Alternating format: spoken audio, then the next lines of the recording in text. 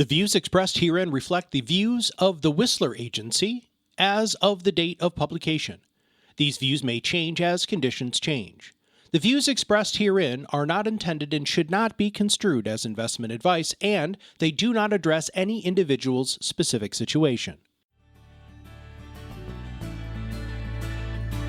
Welcome to Whisler While You Retire with Tim Whisler from the Whisler Agency. Here you will learn how Tim helps clients avoid taking unnecessary risks in retirement. With a fiduciary responsibility, Tim's mission is to help retirees and soon-to-be retirees create a greater sense of confidence about their retirement plan. Now, on to the show. Welcome to the Whisler While You Retire podcast with Tim Whisler of the Whisler Agency. I'm Patrice Sikora.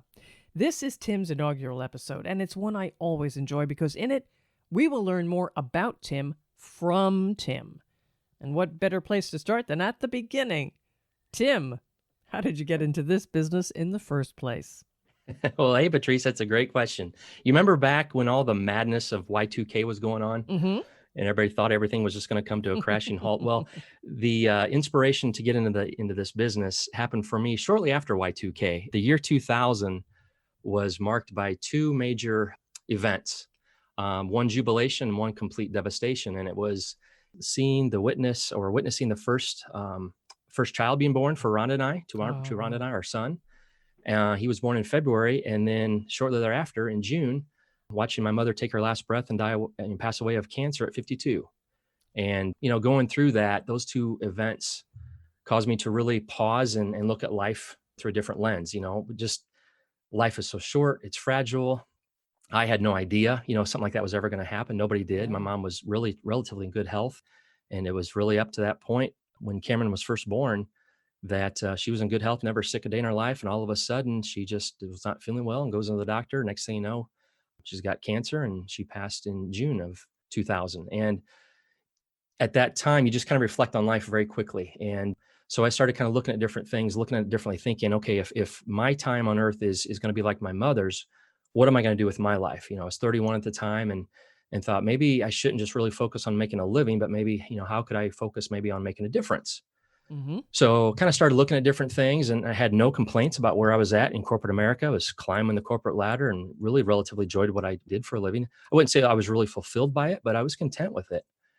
And then, like I said, that moment with my mom passing, I thought, I'm going to kind of look at things a little bit differently. So I started looking at a different way in which I could, again, try to be relevant, try to make a difference in the lives of people. And so I started working on my licenses, started building my practice while I was still working full time in the corporate position.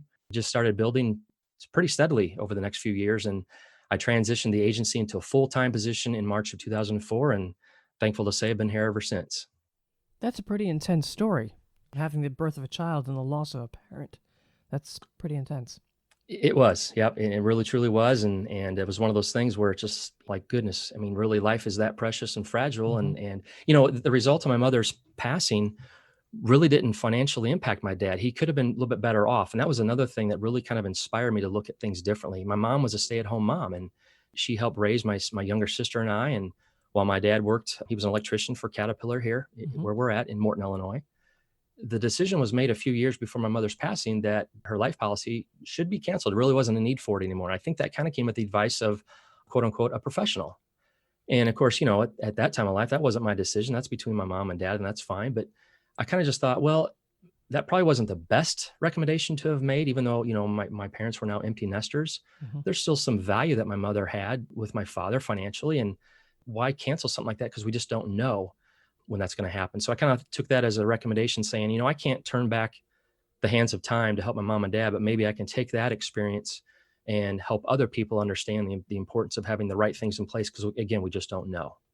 And with that thought, who do you work with? What is your specialty? I would say that my specialty is really focusing on helping people avoid taking unnecessary risks in retirement. And not even in retirement. I kind of pause when I say that because it really just in life. And so I kind of work with, I would say the majority of my clients are close to or already in retirement. So baby boomers. And then I also work with the other age group that I call Henrys, the high earners, not rich yet. You know, Right.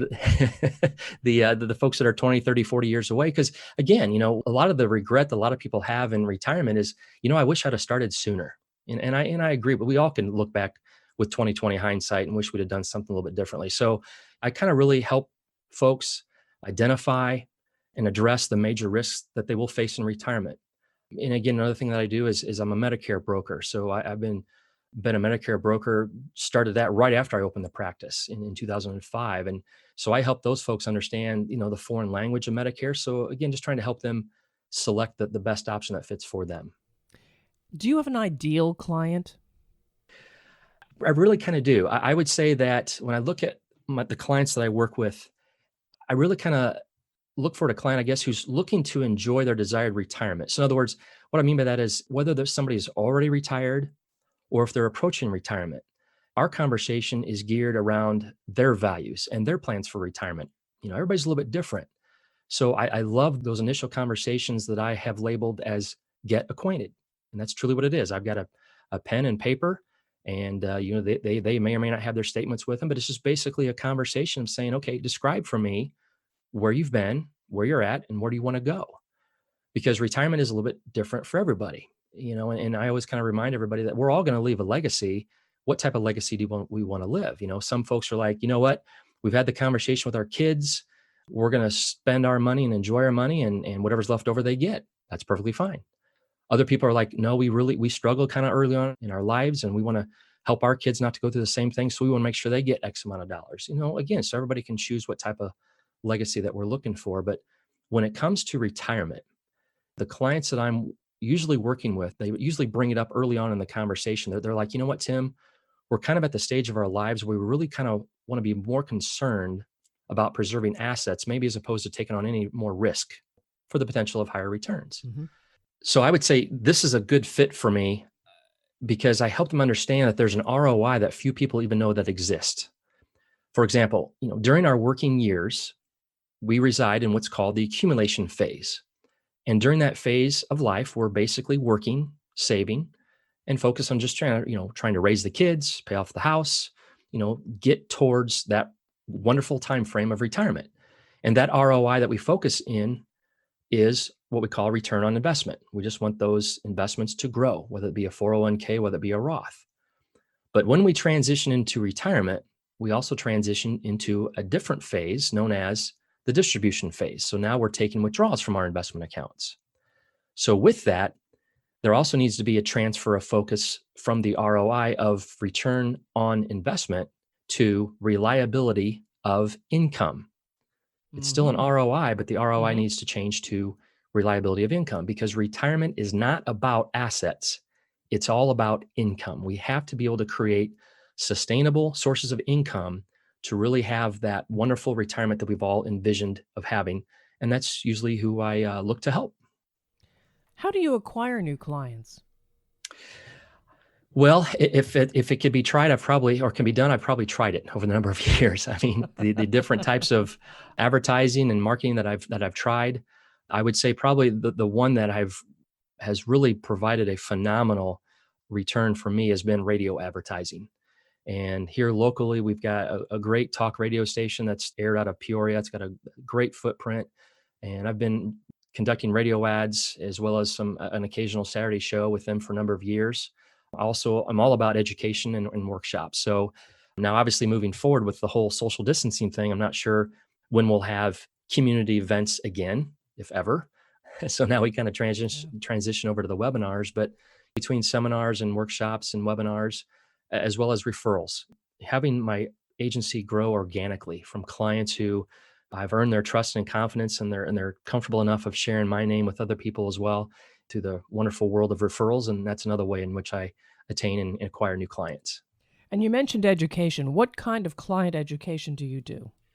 Well, I try to come from the standpoint of this is not if you've ever been to a timeshare presentation, Oh, yeah. This is not that, right? There's not going to be a close. There's not going to be all this pressure at the end. This is simply, hey, we're going to talk about this subject. We're going to talk about a couple of options that are there. We're going to talk about some pros and cons. And it's simply coming from the element of education.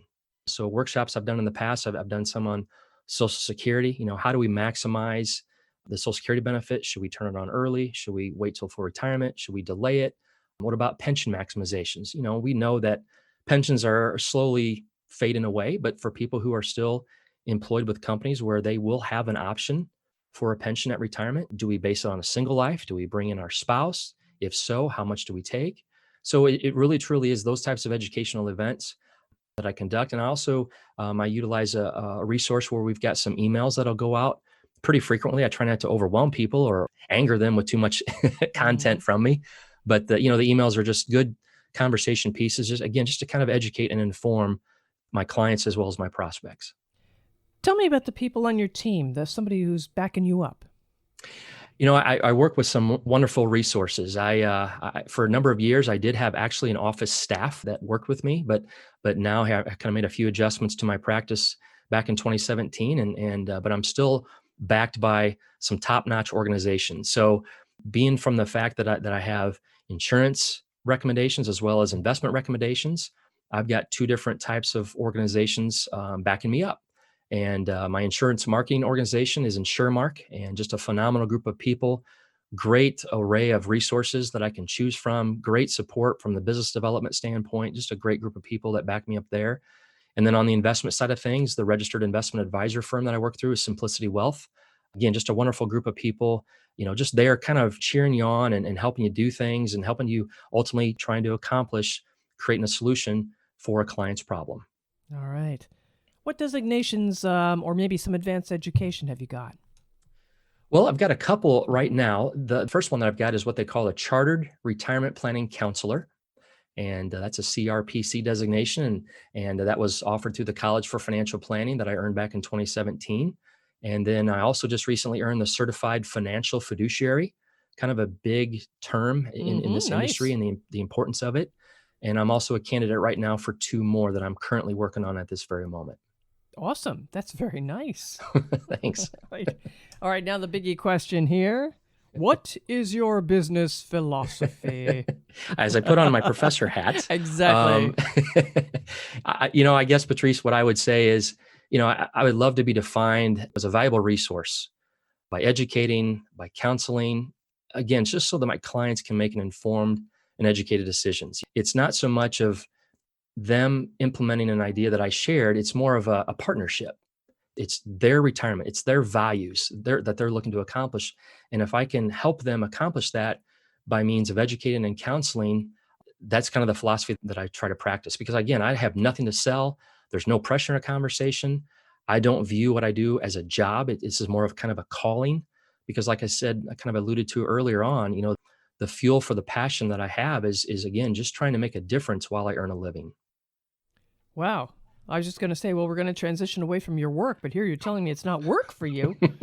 So let's just say we'll transition from that aspect of your life to when you're not working. What do you do for fun, Tim Whisler? It's interesting because in our house, when it comes time to talk about vacations, my wife is usually the one that's bringing it up, and or the boys, right?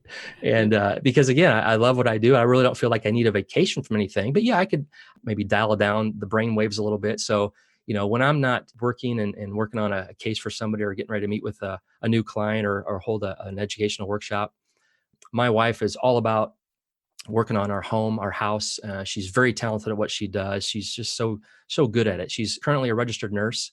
That's what she was doing when I first met her. That's what she did right out of high school. She's got such a wonderful heart and such a compassionate person to help other people. She loves home design, home improvement. So I help her out on those projects quite a bit. I love the game of golf. I'm not any good at it, but I enjoy it. Love the challenge of it. I love the time, out on the golf course with my dad or with my boys, and I'd say family time as well. So, we do sneak away for the occasional break away from life and just kind of have some downtime. Do you have a hero?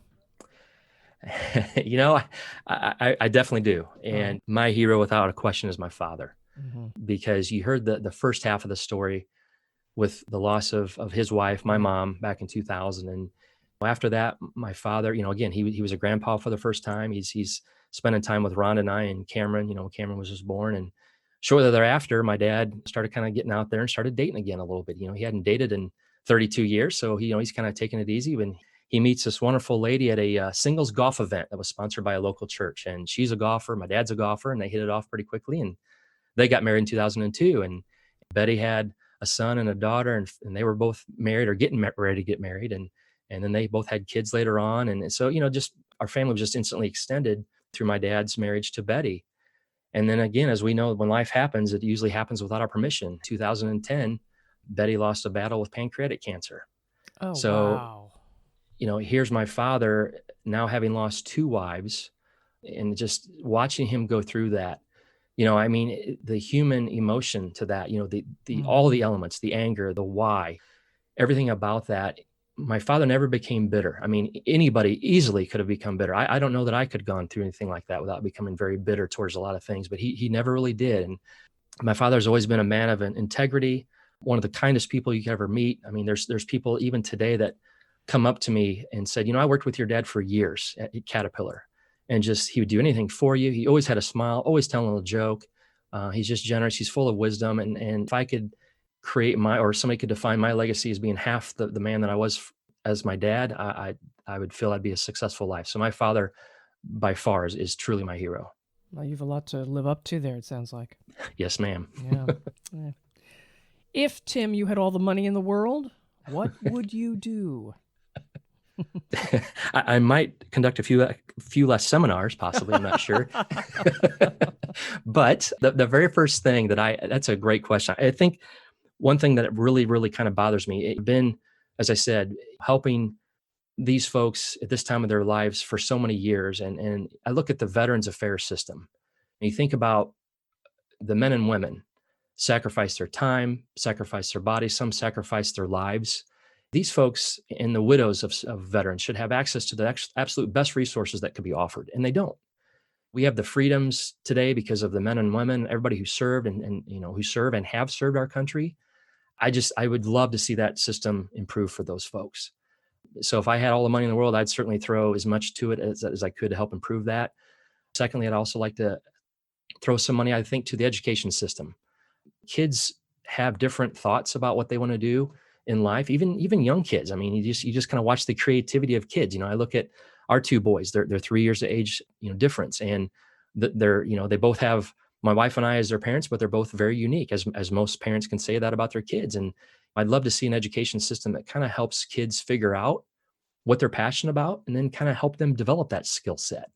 And if throwing a little bit extra, a few dollars in that would help, I would love to do that. And I guess to close out that, I'd love to RV a little bit. So kind of have a nice diesel pusher to drive around the United States and do a little camping would be great. I must say those are answers that I've not had from other people. That was they are very, very deep and very well thought out answers. Thanks. I appreciate you. that.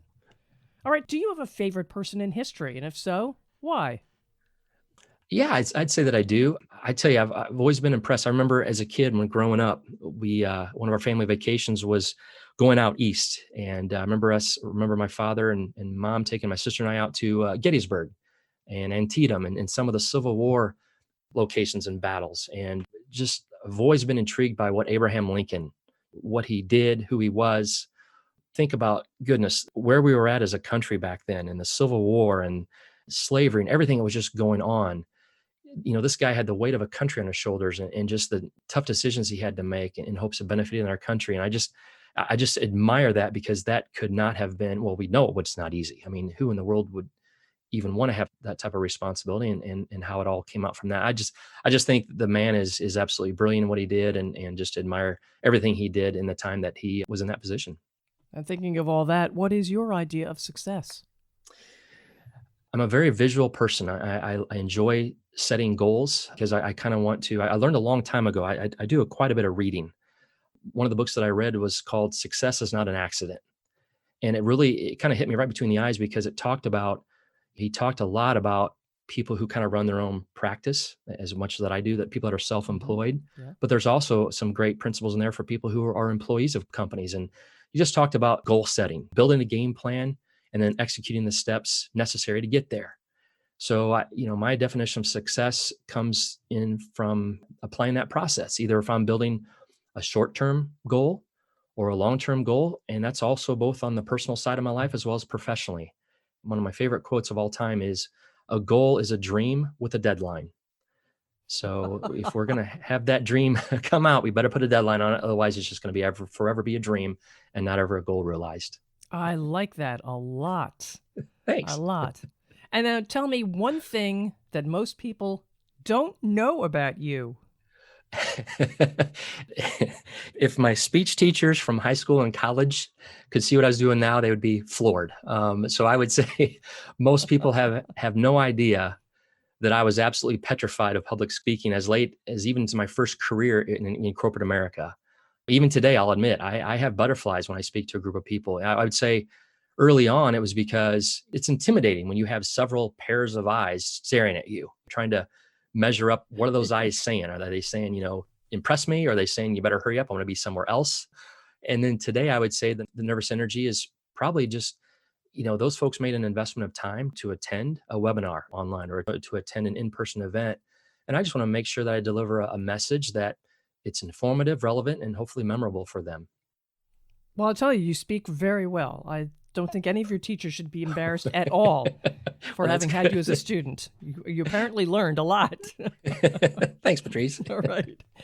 What is one thing that you recommend most to clients, families, and friends? One of the things that I had written on one of our office walls years ago was live life with purpose. I think that's such a relevant thing to shoot for. I just think it's a relevant characteristic to have. I mean, if you're working, be the best you can possibly be with your responsibilities, your tasks, your bosses, your coworkers. And when you're on some R&R time, forget about work. Shut down your brain. Now, this is me speaking to myself as well. This is where I struggle a little bit. But forget about work. Shut down your brain. Enjoy the time with your family and friends, and take that time to recharge your passion and energy. So again, just kind of going back, have purpose with your life. It doesn't mean you have to be stressed out and constantly, going from here to here, just with your hair on fire. Just have purpose in life. And then do you have, I don't know, a mantra, something you say to yourself to stay focused and on track? I kind of referenced this earlier. I love to do a lot of reading. And in one of his books, the author Og Mandino references how a mentor was teaching his protege, and he teaches him about these 10 scrolls. And the 10 scrolls were short sentences with the intent of helping this pupil with focus. So I love what the 10 scrolls said. So I printed those out, and I cut out the piece of paper and taped it to the picture that's on my wall that faces my laptop that I look at every day. And I kind of just glance over those 10 scrolls periodically in the morning as well as throughout the day. So it just kind of helps me stay focused and on track for, again, personal as well as professional life. Well, tell me what one of those is. What is one of those scrolls? One of them that I really, really like is, today I will be master of my emotions.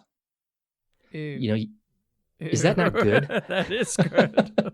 I mean, another one is, I will persist until I succeed. Another one is, I will pray for guidance. I mean, again, you can apply those short, impactful sentences to, hey, I've got this little task on my personal life, or I've got this major project that I'm going to work on with the group of my coworkers. I mean, it's just, I will live this day as if it is my last. I mean, it's just, they're so impactful. I just think there's just provides so much power and so much passion behind each one. It just kind of follows through with, hey, there is purpose, because, today I begin a new life, and I will greet this day with love in my heart, and I will persist until I succeed. I mean, I love the way he presented that in his book. I would like to read this book. Can you tell me about it again, the author? His name is Og Mandino. It's Mandino. Okay. And he wrote several, and they're all really short books. But this particular story came out of the book entitled The Greatest Salesman in the World. All right. We will look for that. It's a good book. And a good friend of mine from years and years ago, before I ever got into this business, when I was in a corporate America position, he and I developed a good relationship, and he gave me that book. He goes, this book will be impactful no matter what you do in your life. And man, he was spot on. It's a great read. And following on that, what, Tim, is your proudest achievement? Oh, goodness. I guess thinking about that, I don't know that I would say, I guess as much as being proud as I am, that I feel like I'm blessed. I kind of mentioned Rhonda. I'm blessed to have her in my life, who supported me for all these years, because, she's always been on the sidelines. She's not in the training that I'm in. She's not in the conversations that I have. She's on the sideline, and I know it's been hard on her. It was, building a practice. When you are, when you say goodbye to corporate America, you say goodbye to the salary, you say goodbye to the group benefits, and now everything's on you. I mean, from income to health benefits, everything. And so I feel very blessed that Rhonda has supported me the way she has been through all these years, and encouraged me and allowed me to kind of continue to pursue this practice, and just, again, trying to help folks with their different goals. And again, I'd say the encouragement that I get from my dad. Literally had lunch with Dad today. We speak quite often. We get together quite often and talk. And, he's always asking, how are things going? How'd your seminar go? Has anyone new called in from the radio ads? And he did. I love how he is engaged, because obviously he wants me to be successful, and because he knows that at the end result, there's lives being changed, and there's people being improved because of the conversations we've had. So, and I guess too, kind of piggybacking off that, the blessing of having earned trust and confidence of so many clients, people who tell others about me, because giving out a referral, if a person stops and thinks about this for a second, you give out a referral, it's a big deal. And I certainly don't take that for granted, because let's say, for example, we're going to refer someone we know, a friend of ours, to a professional we might work with, like maybe a doctor or a real estate agent, maybe a retirement planner, something like that. That conversation may not go well, and it's all of a sudden now we possibly may have jeopardized the integrity of the relationships with our acquaintance as well as the professional we work with. So it's such a wonderful blessing to know that when I receive a phone call or an email from a person who says, well, so-and-so said that you're the guy to talk about with this, or whatever it is they're trying to solve, that obviously makes me very proud. But again, I think it's just kind of more of receiving a huge blessing from clients. That's awesome. Awesome. Tim, right now you have the attention of many people. Who do you hope will be listening to this podcast? Who should listen to this podcast? This type of topic is going to resonate with folks who will want to know if they're on the right track for retirement. I've heard that comment made so many different times from so many first conversations with a prospect. Have we saved enough? When should we turn on Social Security? I've got these stack of papers from my employer about my pension. Which one of these do I select? What assets should we spend first? And of course, the dreaded thought is, what if one or both of us needs extended care? Those are the folks that I think will benefit from the podcast. Those are the types of topics that we are going to hit on regularly, because very seldom do I see anybody who's done anything what I would say wrong with their planning. But what I oftentimes see is I see that their plan is very incomplete. There's some gaps that they're being exposed to some potential challenges. And so I would say people who are about to retire would be hopefully this podcast would be a great resource for them, because we will identify and address what I have identified as the 5 major risks that we face in retirement. I think another good resource that this podcast could be is for Medicare. That's a very foreign language to a lot of people. And I have dealt with pretty much everybody from all walks of life, including retired specialists who are like, I don't understand Medicare. My staff did all the billing. Yeah. What on earth does this mean? And what do I choose? And we really help educate and help them identify the 4 parts, the 2 options, and just kind of help them make the best fit. And as importantly, I don't want to leave out that other group of young adults, the young adults who are in their careers, raising families, that are 20 and 30 and 40 years away from retirement. There used to be a 3-legged stool that represented the primary sources of retirement income. You had your savings, you had your pension, you had Social Security. Well, unfortunately, that 3-legged stool it's kind of broken right now, and it's quickly losing relevance to the next generation of retirees. We mentioned pensions are kind of slowly becoming a thing of the past. Social Security is tremendously unfunded. So that basically leaves it down to the personal savings that generation is going to have. So I just encourage those folks whenever they come across my path, we'll talk about that on the podcast as well. We'll talk about the critical importance of taking steps today to learn not only just how to build resources, but first of all, and I think foremost, is building tax-free resources for their retirement success. Tim, how can people reach you? They can reach me pretty easy. I'm easy to find.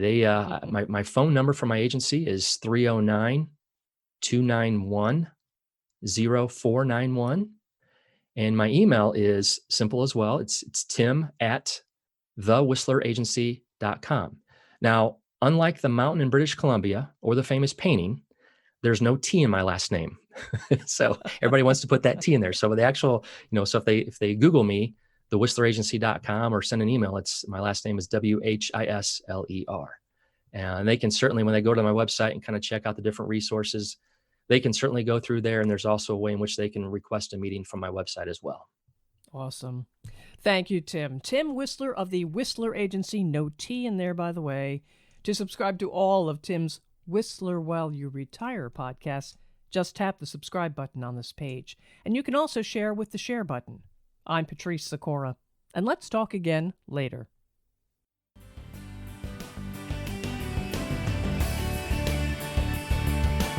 Thank you for listening to Whisler While You Retire. Click the subscribe button below to be notified when new episodes become available. The information covered and posted represents the views and opinions of the guest and does not necessarily represent the views or opinions of the Whisler Agency. The content has been made available for informational and educational purposes only. The content is not intended to be a substitute for professional investing advice. Always seek the advice of your financial advisor or other qualified financial service provider with any questions you may have regarding your investment planning.